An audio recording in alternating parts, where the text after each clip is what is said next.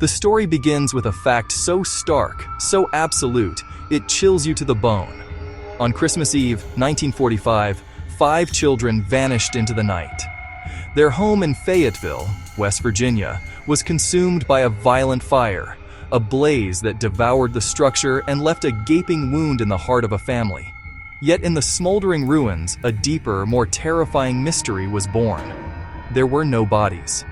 Maurice, Martha, Louis, Jenny, Betty. Not a single trace of the 5 children was ever recovered from the ash. This is the first and the worst fact, the one that hangs over every detail that follows. It is a silence where there should be answers, an emptiness where there should be closure. The night itself was cold and dark, filled with the festive cheer of the holiday season, a prelude to an unimaginable horror. To understand the loss, you must first understand what was lost. The Sodder family was a vibrant, sprawling picture of the American dream. George Sodder, an immigrant from Tula, Sardinia, Italy, had come to the United States in 1908. He was a hard-working, opinionated man. He built a successful trucking business. He built a coal business from the ground up. His wife, Jenny Cipriani Sodder, was also of Italian descent, a devoted mother who managed their bustling household. They settled in Fayetteville, West Virginia, a town surrounded by the Appalachian Mountains. They lived in a large 2-story timber-framed house. Together, George and Jenny had 10 children. The house was never quiet. It was filled with laughter. It was filled with music. It was filled with boisterous family energy. John, the eldest, was away serving in the army during the war. Joe, Marion, George Jr., Maurice, Martha, Louis, Jenny, Betty, Sylvia. They were known in the community as a respectable and close-knit family. George was outspoken about his anti-Mussolini political views. That stance sometimes caused friction. But for the most part, they were simply the Sodders, looking forward to celebrating Christmas together. The children were the center of George and Jenny's world. That roof, their sanctuary. A place of warmth and security where the children played and grew. The evening of December 24th, 1945, began with the warmth and joy of Christmas Eve. The Sodder home was alive with festive activity. Marion had just returned from her job at a local dime store, bearing gifts for her younger siblings. The children were ecstatic, begging to stay up later to play with new toys. Jenny, exhausted, agreed and reminded them to do their chores. Jenny and George retired to their bedrooms for the night. Sylvia, John, George Jr. The peace of the night was shattered around 1 a.m. Jenny was awakened by the shrill, insistent ringing of the telephone. She went downstairs to answer it, a voice she did not recognize, a woman asking for a name, while laughter and clinking glasses played in the background. Jenny told the caller it was a wrong number and hung up, noticed the lights were still on and the front door unlocked. She assumed the older kids were playing, turned off the lights, locked the door, and returned to sleep.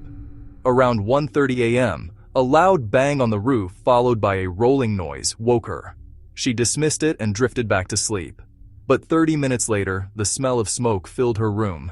Jenny woke to find the house on fire. George's office was engulfed in flames. They quickly awoke Marion, John, George Jr., and little Sylvia, and got them outside. The parents and 4 children stood barefoot in the freezing snow watching the inferno. They screamed for the 5 children trapped in the upstairs attic bedrooms. Maurice, Martha, Louis, Jenny, Betty. Their cries met only silence. George smashed a window, cutting his arm, but the smoke beat him back. The staircase had become a fiery chimney. They were trapped outside, helpless, watching the second story engulfed in fire. The house collapsed into burning timber and ash. It was, just unbearable. In the immediate aftermath of the fire, the prevailing assumption was simple and tragic. The 5 children had perished in the blaze. The Fayetteville Fire Department, woefully under-equipped and slowed by the holiday, didn't arrive until morning. By then, the Sodder home had been reduced to a smoking cellar filled with debris. The fire chief told the grieving family the blaze had been hot enough to completely cremate the bodies, leaving nothing behind. A death certificate for each of the 5 children was issued just a few days later. But for George and Jenny Sodder, this explanation felt hollow and wrong. Their own search for answers began as soon as the embers cooled. The first and most glaring red flag was the complete lack of physical remains. They consulted a crematorium employee who confirmed their suspicions and said human bones often remain even after hours at high heat. Jenny performed a grim experiment, burning small animal bones in a hot furnace. They were not destroyed. This discrepancy tormented them, planting the first deep seed of doubt. George took matters into his own hands. He used a bulldozer to push aside debris in the cellar, then carefully sifted through the dirt and ash himself. He hoped to find a bone fragment, anything to confirm the official story. Instead, he found nothing. State police later did a more thorough search and also came up empty-handed. Yet the fire left half-melted household appliances and other metal objects. The official cause was disputed. The fire chief blamed faulty wiring, but George, an electrician, had recently rewired and inspected the house and insisted it was in perfect condition. He argued the fire started on the roof, not inside the walls, matching the strange thud Jenny heard that night. The family pieced together a very different narrative. Not accident, but deliberate arson to cover a greater crime. So the clues in the cold ashes pointed to something much more complicated.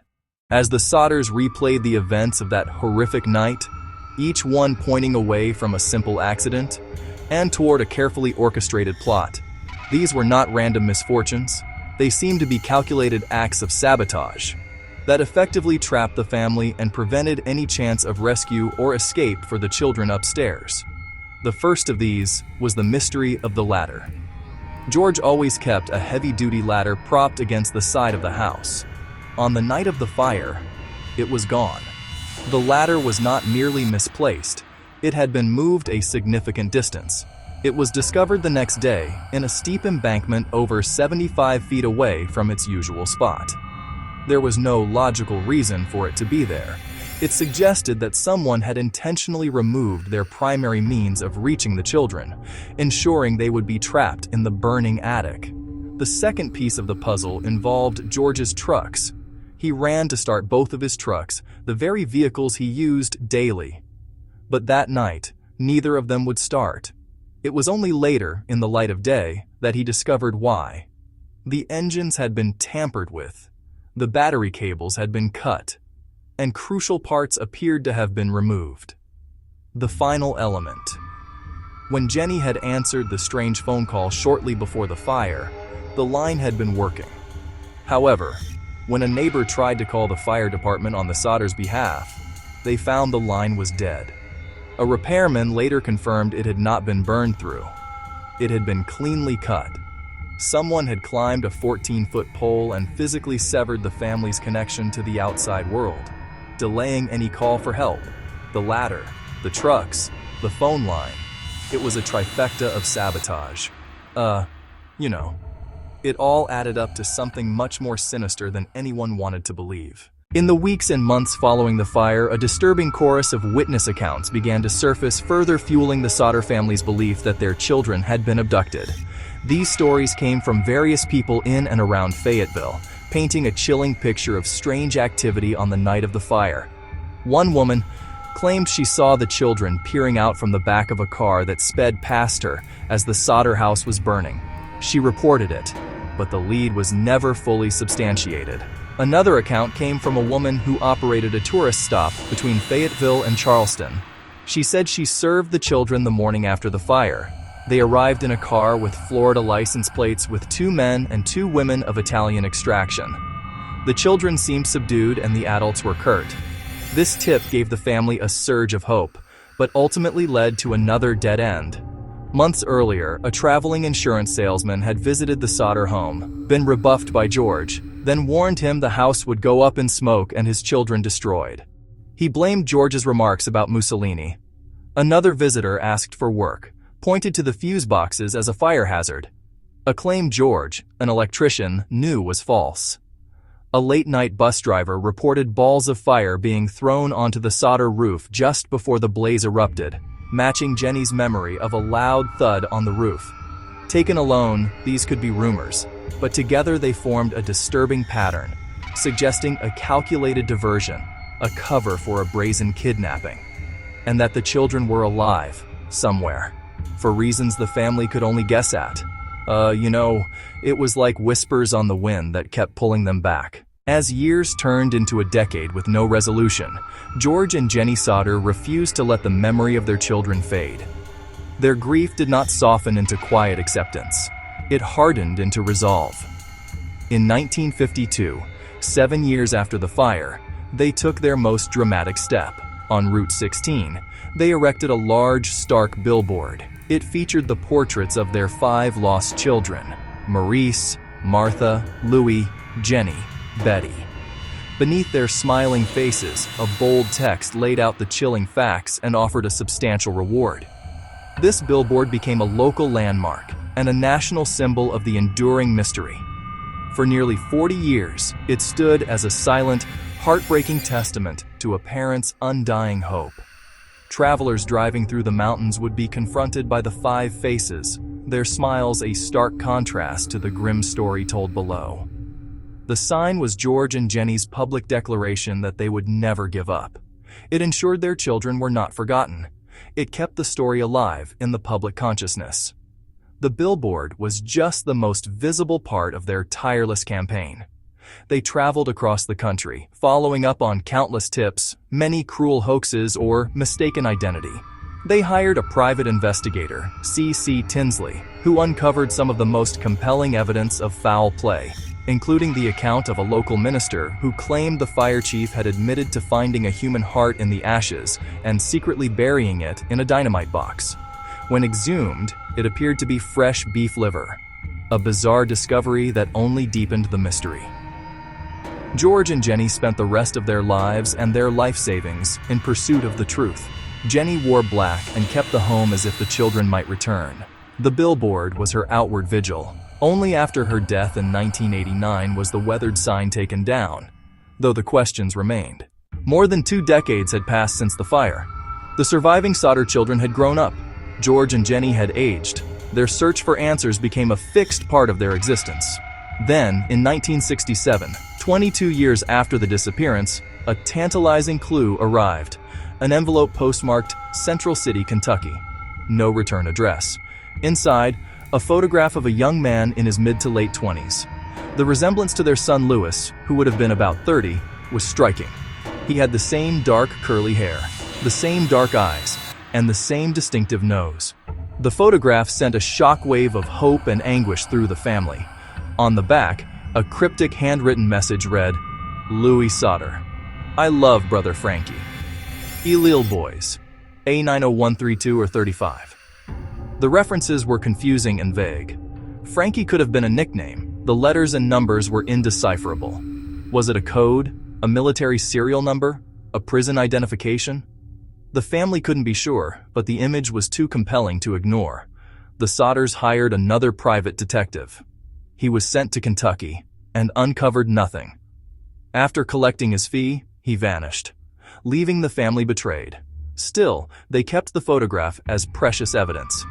They had it enlarged and placed it over their fireplace. A haunting image. For Jenny, it confirmed what she'd long believed, that at least one child had survived somewhere. The photo was the last significant clue, a flicker of light that ultimately illuminated nothing. The years continued to pass, and the Sodder case grew colder. George Sodder died in 1969, a year after the mysterious photograph. Convinced of a kidnapping and a cover-up, Jenny lived until 1989, never wavering. After her death, the Route 16 billboard came down. The official file remains open. Over the decades, theories have abounded. Some point to the Italian mafia, George's criticism of Mussolini, a Lupara Bianca. Others focus on a local dispute, the strange actions of the fire chief, the bizarre discovery of the beef liver. The more mundane explanation, the children perished in the fire, their remains lost to intensity and limited forensics.